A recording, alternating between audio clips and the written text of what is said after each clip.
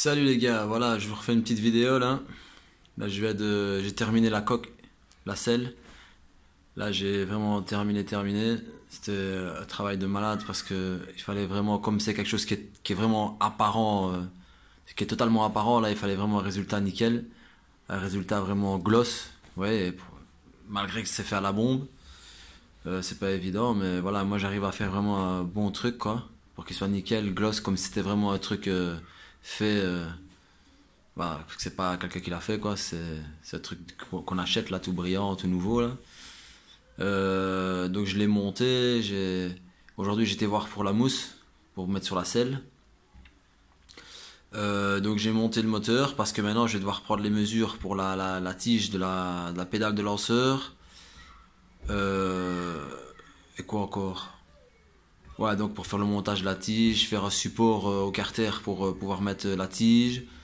Un truc de solide qui repose sur plusieurs points parce que le fait d'appuyer sur un seul point ça tord le moteur. Il faut vraiment un truc qui pousse le moteur vraiment bien droit, quelque chose de balèze quoi. Donc voilà, j'ai fait quoi encore? J'ai rien fait d'autre. Ouais, j'ai remonté un peu la poulie là, voir si j'avais pas perdu tous les trucs. Ben, apparemment non, j'ai mis les rondelles, le circlips là, le truc. Mais voilà, comme d'habitude dans les protos, ben voilà, il y a les aléas du proto. Il y a toujours un truc qui doit faire chier son monde. Comme je vous ai dit, en fait, j'ai choisi ce garde-là parce qu'il est plus long, donc il a l'avantage d'être mieux mis sur la moto, on va dire.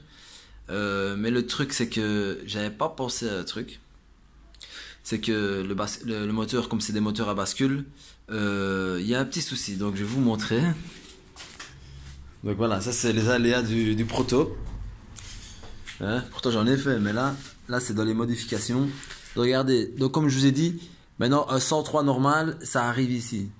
Plus ou moins. Hein. Et lui, il est rallongé de ça. Ouais, il est pas beaucoup plus long, hein, mais il est quand même plus long. Et le souci, c'est que le moteur à balancier, c'est bon, c'est fait pour un truc d'origine avec un petit cylindre, une petite culasse. Mais là, le problème, c'est comme ça, un cylindre liquide avec le tube là de l'eau, de la durite. Et ben, ce qui se passe, c'est que le moteur, je peux pas le lever. Ouais, ça cogne là. Ouais, là, ça fait vraiment chier. Ouais. Donc voilà, donc on arrive avec ici. Donc quand il est au-dessus, il est là et voilà, c'est comme vous voyez. Bon, je sais bien qu'il n'y a pas beaucoup sur les RC SPX, il n'y a pas beaucoup. Surtout que c'est un vario top, c'est un 115, donc déjà le vario est déjà un peu plus grand. Donc je suis un peu emmerdé, mais comme j'ai toujours une solution, ce que je vais faire pour ne pas abîmer la peinture, je vais aller doucement, je vais par l'autre côté, il y a plus de lumière.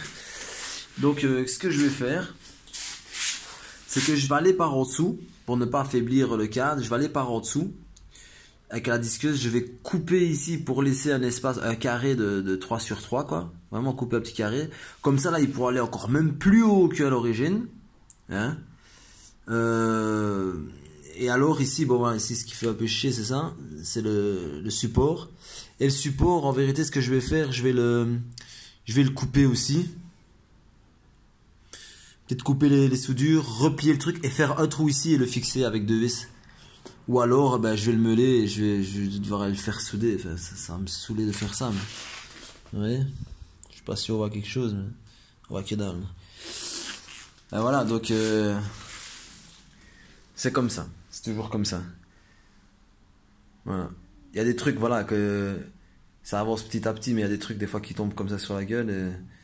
Et voilà, c'est comme l'amortisseur de direction. Des fois, ben voilà, on n'a pas pensé mettre un amortisseur de direction. Donc quand vous devez mettre un amortisseur de direction, ben ça fait chier. Pourquoi? Parce que vous avez déjà peint. Et ça arrive souvent. Bon, moi j'ai ma petite technique parce que ça m'arrive souvent. Mais sinon, ici ça va, ici c'est facile ici.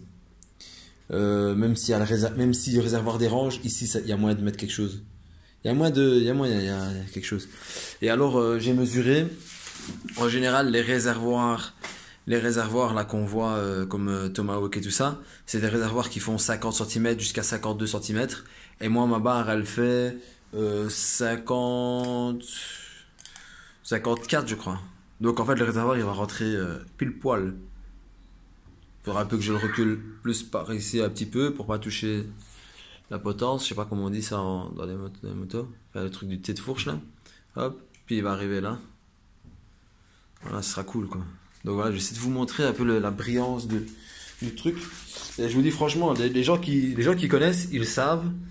C'est super difficile à la bombe en plus de... Je sais pas si j'arrive à allumer la lumière. Ouais, génial. Donc je vais mettre un peu plus loin. Donc en fait ça brille vraiment super fort. En fait c'est vraiment gloss. C'est vraiment gloss. Je sais pas, là on voit dehors, vous voyez. Vous voyez comme ça brille là, ça c'est nickel. Hein. Ça c'est la brillance. On va essayer avec la lumière éteinte. Hop. Regardez comme ça brille. Ça c'est le top. Franchement. Et encore je peux passer un produit dessus et le polir. Hein. Ça c'est pas, on n'est pas à la fin là. Donc voilà, je vais mettre une mousse. Je vais mettre la mousse. Et voilà. Je vais essayer de faire des vidéos courtes. Donc ce que je vais faire, je vais pas trop me casser la tête. Je vais enlever le moteur, je vais enlever le radiateur. Je vais demander à quelqu'un qui le tienne avec le guidon là. Le mettre en l'air, la tête en l'air. Et je vais disquer, pas à ras du truc, mais pour faire un petit carré à l'intérieur. Pour que la durée elle puisse passer et que le moteur puisse monter au maximum. Même plus qu'il le faut, ouais, moi ça me dérange pas. D'ailleurs c'est même mieux d'ailleurs parce que si je trouve plus de courroie pour le variotop, et ben comme ça si je peux reculer mon carter et refaire remonter le cylindre, je pourrais mettre des courroies même plus grandes. Si je trouve pas, comme ça j'ai plus de possibilités de courroies. Si ce n'est que voilà le ressort Doppler là, je vais devoir ou le rallonger ou. Mais ça c'est faisable, ça c'est faisable. Il faut juste changer la tige et rajouter un truc pour pas rallonger le ressort, mais mettre une épaisseur, un tube ou une connerie. Et ça c'est faisable. Maintenant pour la pédale de lanceur, voilà, elle sera mise comme ça, vous voyez. Donc mon pied il sera là, c'est à peu près, mais vous voyez c'est à peu près du tube, mais on verra bien. Attention, elle se met comme ça, tant que j'ai mon pied dessus, c'est bon, tant que je peux bloquer et pousser un peu. Et alors là on verra bien si je vais souder un tube. Il faut quelque chose de solide, il faut pas qu'il y ait des torsions, il faut vraiment que ce soit quelque chose de bien. D'ailleurs j'ai enlevé le kick, j'ai supprimé totalement le kick, même si ça se voit pas parce qu'on dirait que c'est fait. On voit pas grand chose, désolé, mais peut-être si je fais ça, hop, une luminosité. Voilà, là j'ai carrément supprimé le kick, ça me fait un peu gagner de poids. Moi c'est pas des masses, mais. Et voilà, maintenant il faut les sous, il faut l'argent maintenant il faut les euros pour pouvoir acheter des trucs. Et ça, je sais pas quand ça va tomber du ciel. Donc bon, la mousse c'est les mousses qu'on met pour la course. Donc c'est une mousse avec un adhésif qui colle super bien. C'est ce que j'utilise en général même pour mettre sur les selles de 103 d'origine. Et aussi et voilà, donc il y a l'épaisseur et la truc. Donc l'épaisseur et collant ou non collant. Et après une fois que ça colle là, ça bouge plus. Mais je vous montrerai, je ferai un tuto sur ça et c'est un truc qui est cool à faire. Ça se ponce, ça se travaille, ça se fait, ça s'arrondit. Je vous montrerai, ça c'est un bon truc. Et voilà, et pour la pompe à eau, ici c'est une pompe à eau qu'on utilise sur les Vespa en aluminium ou en inox, ça m'a l'air quand même lourd pour être de l'alu. En tout cas ça c'est de l'alu. Et alors c'est une pompe à eau de karting. Et le problème c'est comme elle est quand même assez balèze.